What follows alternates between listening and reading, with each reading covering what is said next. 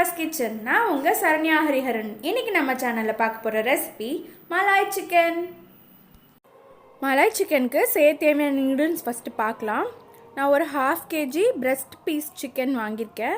இந்த மாதிரி நல்லா பிரெஸ்ட் பீஸாக எடுத்துக்கிட்டிங்கன்னா உங்களுக்கு சாப்பிட்றதுக்கு போன்ஸ் இல்லாமல் நல்லாயிருக்கும். வாஷ் பண்ணி மஞ்சத்தூள் போட்டு வாஷ் பண்ணி உப்பு போட்டு வச்சுருக்கேன். 2 டேபிள் ஸ்பூன் பட்டர் எடுத்துக்கோங்க. 2 டேபிள் ஸ்பூன் இஞ்சி பூண்டு பேஸ்ட், 2 டேபிள் ஸ்பூன் கார்ன்ஃப்ளவர் மாவு, 2 டேபிள் ஸ்பூன் கர்ட். எவ்வளோ கர்ட் எடுக்கிறோமோ அதே அளவுக்கு 2 டேபிள் ஸ்பூன் க்ரீம் எடுத்துருக்கேன், ஃப்ரெஷ் க்ரீம். இது பச்சை மிளகாவையும் கொத்தமல்லியும் இந்த மாதிரி நல்லா மிக்சியில் இல்லை கையில் நீங்கள் நல்லா கிரைண்ட் பண்ணி இந்த மாதிரி சங்காக க்ரியேட் பண்ணி வச்சுக்கோங்க. இதுதான் காரம் இந்த டிஷ்ஷுக்கு. 2 table spoon garam masala, 1 table spoon pepper தூள், 1/2 லெமன், கஸ்தூரி மேத்தி லீவ்ஸ். இது ஆப்ஷனல் தான், தேவைன்னா போட்டுக்கோங்க அந்த வாசனைக்காக. அவ்வளோதான் நம்ம இன்க்ரீடியன்ஸ். எப்படி செய்யலான்னு பார்க்கலாம் வாங்க. ஃபஸ்ட்டு ஒரு மிக்சிங் பவுலில் நான் நம்ம எடுத்து வச்சுருக்க சிக்கன் பீசஸை ஆட் பண்ணிக்கிறோம். அது கூட ginger garlic paste 2 tablespoon, இதையும் ஆட் பண்ணிடலாம். அப்புறம் 2 ஸ்பூன் கார்ன்ஃப்ளவர் மாவு. இப்போ நம்ம 1 டேபிள் ஸ்பூன் அளவுக்கு கரம் மசாலா ஆட் பண்ணிக்கலாம். நெக்ஸ்ட்டு 1 டேபிள் ஸ்பூன் அளவுக்கு பெப்பர். காரம் கொஞ்சம் கூட வேணும்னா நீங்கள் எக்ஸ்ட்ரா பெப்பர் ஆட் பண்ணிக்கோங்க. நெக்ஸ்ட்டு 2 டேபிள் ஸ்பூன் அளவுக்கு கர்டு, இதையும் ஆட் பண்ணிடலாம். கர்டு ஆட் பண்ண உடனே க்ரீம், எவ்வளோ கர்டு எடுக்கிறோமோ அதே அளவுக்கு க்ரீம் எடுத்துக்கோங்க. இதையும் நம்ம ஆட் பண்ணிக்கலாம். நெக்ஸ்ட்டு நம்ம க்ரஷ் பண்ணி வச்சுருக்க க்ரீன் சில்லி, அதையும் ஆட் பண்ணிக்கலாம். கொத்தமல்லியும் க்ரீன் சில்லியும் நல்லா இந்த மாதிரி நல்லா ஸ்மாஷ் பண்ணி அதை ஆட் பண்ணிவிடுங்க. லெமன், 1/2 லெமன் எடுத்துக்கோங்க. அதில் நீங்கள் உங்களுக்கு புளிப்பு ஜாஸ்தியாக தேவைப்பட்டால் இன்னும் கொஞ்சம் எக்ஸ்ட்ரா ஆட் பண்ணிக்கலாம். But 1/2 lemon is sufficient. ஃபுல்லாக எல்லா இடத்துலையும் பரவுற மாதிரி போட்டு ஆட் பண்ணிவிட்டு தேவையான அளவுக்கு உப்பு, அதையும் நம்ம இப்போ ஆட் பண்ணிக்கலாம்.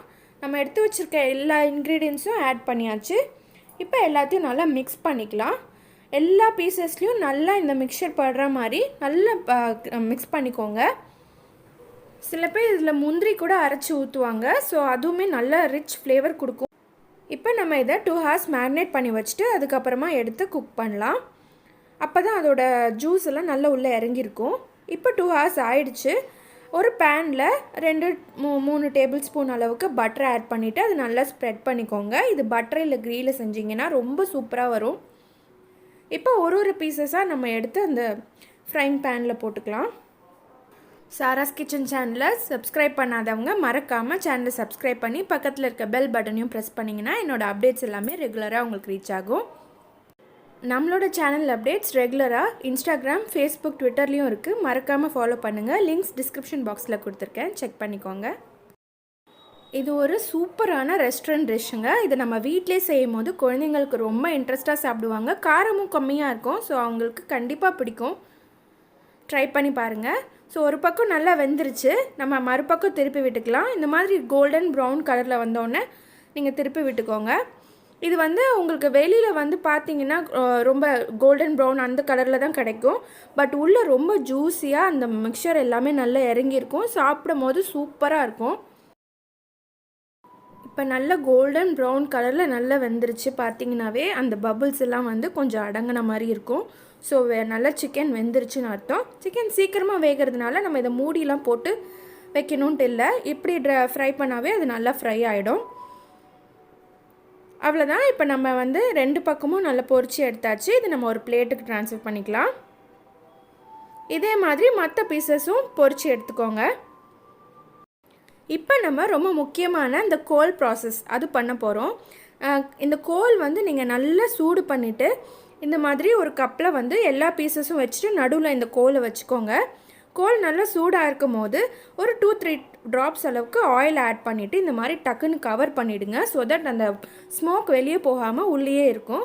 ஒரு 9 to 10 மினிட்ஸ்க்கு அப்புறம் இந்த மாதிரி நீங்கள் ஓப்பன் பண்ணிங்கன்னா அந்த கோலோட வாசனை சிக்கனில் நல்லா இறங்கியிருக்கும். ஸோ உங்களுக்கு ஒரு பார்பிக்யூ ஸ்டைல் சிக்கன் வீட்லேயே செய்கிற ஃபீல் இருக்கும். இந்த கோல் ரொம்ப ஈஸியாக கிடைக்குங்க. நீங்கள் கண்டிப்பாக இதை வீட்டில் ட்ரை பண்ணி பாருங்கள். Barbecue style dish at home எப்படி இருக்குது? கேட்கும் போதே நல்லா இருக்குல்ல? ஸோ வீட்டில் குழந்தைங்களுக்கும் ரொம்ப பிடிக்கும். கண்டிப்பாக மறக்காமல் ட்ரை பண்ணுங்கள். அவ்வளோதாங்க, நம்ம barbecue style malai chicken is ready. இதை நீங்களும் உங்கள் வீட்டில் ட்ரை பண்ணி பார்த்துட்டு உங்கள் கருத்துக்களை என்னோட கமெண்ட் செக்ஷனில் தெரியப்படுத்துங்க. மேலும் இந்த வீடியோ உங்களுக்கு பிடிச்சிருந்துச்சுன்னா லைக் பண்ணுங்கள், ஷேர் பண்ணுங்கள். நம்ம சேனலை இன்னும் சப்ஸ்கிரைப் பண்ணாதவங்களாக இருந்தால் மறக்காமல் சாராஸ் கிச்சன் சேனலை சப்ஸ்கிரைப் பண்ணிக்கோங்க. மேலும் இந்த மாதிரி இன்ட்ரெஸ்டிங்கான ரெசிபியோடு உங்களை நான் சந்திக்கிற வரைக்கும் நன்றி, வணக்கம்.